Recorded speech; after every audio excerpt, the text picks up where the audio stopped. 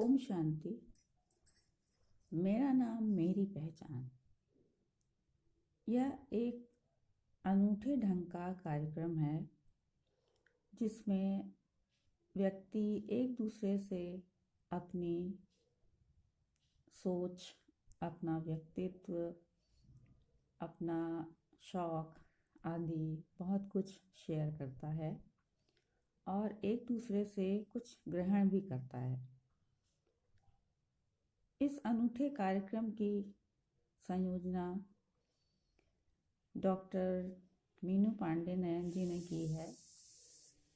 इसके लिए वो बहुत ही बधाई की पात्र हैं। ये कार्यक्रम उत्तरोत्तर सफलता प्राप्त कर रहा है और सभी प्रतिभागी इसमें बढ़ चढ़कर उमंग और उत्साह से हिस्सा ले रहे हैं। तो इसके लिए इस कार्यक्रम की संयोजिका आदरणीय डॉक्टर मीनू पांडे नयन जी बहुत बहुत बधाई की पात्र हैं। मेरा नाम मेरी पहचान, इसके अंतर्गत मैं अपने बारे में कुछ आपके समक्ष शेयर करना चाह रही हूँ। मेरा नाम निशि श्रीवास्तव है। मेरा नाम मेरे माता पिता जी ने ही रखा था। निशि का अर्थ होता है रात्रि यानी रात। क्योंकि मेरा जन्म अर्धरात्रि में हुआ था, यही कारण रहा होगा कि शायद मेरे माता पिता ने मेरा नाम निशि रखा होगा। लेकिन मुझे मेरा नाम बेहद पसंद है क्योंकि निशि नाम बहुत ज़्यादा कॉमन नहीं है। अपने नाम के बारे में मैं ये भी बताना चाहती हूँ कि जब मैंने विद्यालय जाना शुरू किया तो मेरी जितनी भी सहेलियाँ थीं सबके घर के नाम अलग थे और स्कूल के नाम अलग थे। तो मैं घर आकर अपनी माँ से बहुत जिद करती थी कि नहीं, सबके दो नाम हैं, मेरा नाम एक क्यों है, मेरा भी कुछ नाम दूसरा होना चाहिए। लेकिन धीरे धीरे मुझे समझ में आ गया कि ये ज़रूरी नहीं होता है कि दो नाम हो, घर का अलग और बाहर का अलग।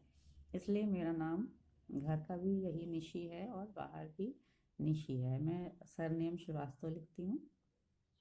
मेरा जन्म लखनऊ शहर में हुआ है, जो कि नवाबों के शहर भी कहलाया जाता है। यहाँ पर बहुत ही सुंदर सुंदर नक्काशीदार इमारतें हैं। जाहिर सी बात है कि नवाबों का शहर है तो सारी इमारतें भी उसी काल की बनी हुई हैं, इसलिए मुझे अपना शहर बहुत ज़्यादा पसंद है। अब मैं अपने शिक्षा के बारे में बताना चाहती हूँ कि मेरी शैक्षिक योग्यता एमए बीएड है। मैं शुरू से ही पढ़ने में रुचि रखती थी और मुझे हाई स्कूल में राष्ट्रीय छात्रवृत्ति भी मिली थी। मेरा शुरू से ही हिंदी विषय बहुत ही प्रिय रहा है और हिंदी में मेरी विशेष योग्यता भी आई थी। तो मुझे हिंदी मातृभाषा भी है इस वजह से भी, और वैसे ही मुझे बहुत अति प्रिय है। अब मैं ये बताना चाहती हूँ कि मैंने पूरी स्कूली शिक्षा जितनी भी है सब लखनऊ से ही ग्रहण की है। पोस्ट ग्रेजुएशन मैंने लखनऊ विश्वविद्यालय से ही किया है और बीएड भी। मैं 1988 से मेरी जन्म तिथि है 6 मई 1966 और मैंने 1988 में एमए स्नातकोत्तर किया है और तभी से मैं शिक्षण कार्य से जुड़ गई थी। 1988 से अनवरत मैं शिक्षण कार्य कर रही हूँ। मेरा विवाह 1990 में हुआ और मेरे पति लखनऊ एचएल में कार्यरत हैं। मेरा लेखन कार्य वैसे तो अभी हाल में ही शुरू हुआ है। अ, वैसे तो मैं अपने विद्यालय के समय में अ, विद्यालय की पत्रिका हेतु कुछ ना कुछ रचनाएं छपने को दिया करती थी। और जब शिक्षिका हुई तो विद्यालय के वार्षिकोत्सव में मैं संचालन भी करती थी। समारोह का, अनेक समारोह का, खेल दिवस हो या फिर सांस्कृतिक कार्यक्रम हो, तो उसकी संचालिका भी मैं बनती थी। और कई स्पीचेस भी दी हैं। मैं अभी 3 साल से अध्यात्म से जुड़ी हूँ। शायद आप लोगों ने सुना होगा ब्रह्मा कुमारी प्रजापिता ब्रह्मा ईश्वरी विश्वविद्यालय। तो मेरा भी उससे जुड़ाव हुआ है, अभी 3 साल ही हुए हैं। तो मैं मधुबन भी गई हूँ, परम शांति की अनुभूति होती है वहाँ जाकर। अब मैं यही बताना चाहती हूँ कि मेरे लेखन कार्य से जुड़ने का एक अजीब वाक़या ये हुआ कि मेरी जो नेबर हैं, भाभी जी, श्रीमती मधु कौशिक, वो भी एक शिक्षिका हैं और मेरी हम उम्र की हैं। तो वो अक्सर कविताएं और कहानियाँ लिखती रहती थीं पत्रिकाओं के लिए। कई सम्मान भी मिल चुके हैं उनको।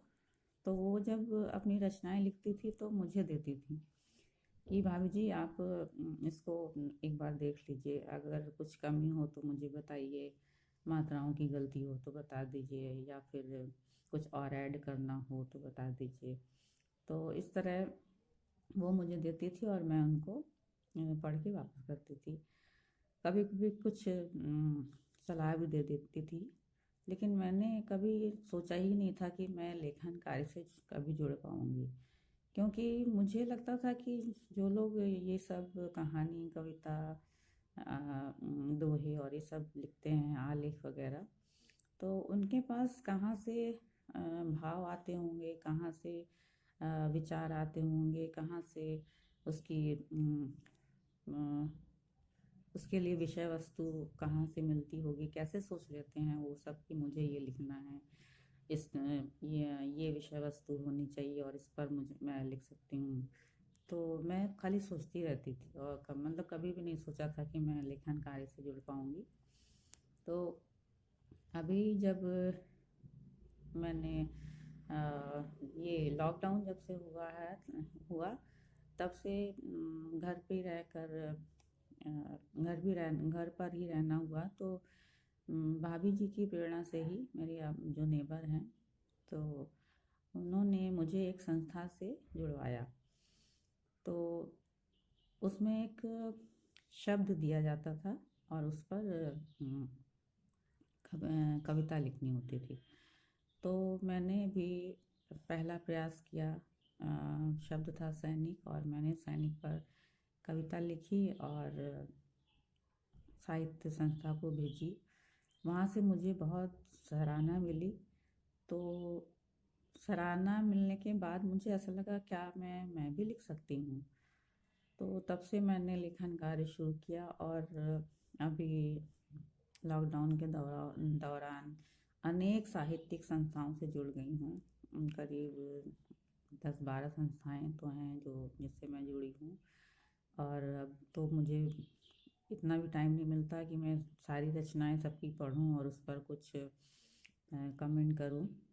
बहुत ज़्यादा मतलब व्यस्त रहती हूँ इन सब, एक तो घर के काम में और ऊपर से ये रचनाएं, अक्सर कुछ ना कुछ प्रतियोगिता होती रहती है किसी न किसी संस्था में। तो अभी तक मुझे अनेक सम्मान पत्र प्राप्त हो चुके हैं। इस समय मेरी मैंने अपनी रचनाएं प्रेषित की हैं। 3 साझा संकलन अभी प्रकाशित होने वाले हैं।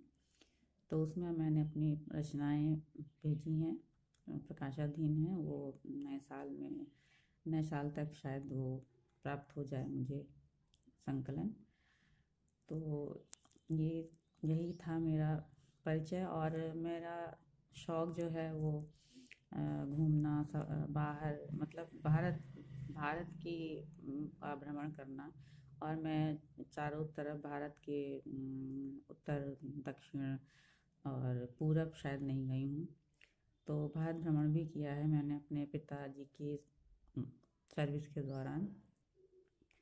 और मुझे खाना बनाने का शौक़ है और संगीत मुझे बहुत पसंद है। गाना गाना भी अब तो खैर गा नहीं पाती हूँ, लेकिन कोशिश ज़रूर करती हूँ। तो मैं एक म्यूज़िक चैनल से भी जुड़ी हुई हूँ। वहाँ पर भी मुझे मैंने अपना वीडियो भेजा है। वहाँ से भी मुझे सम्मान पत्र प्राप्त हुआ है।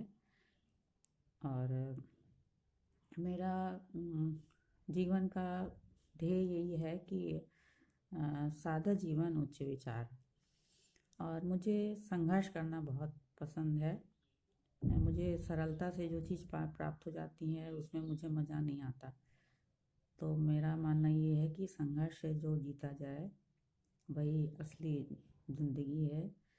तो लेखन कार्य के बारे में मैं यही बताना चाहूँगी कि अचानक ही मेरा लेखन कार्य शुरू हुआ। तो पल पल में क्या हो जाता है, बस यही कहना चाहूँगी।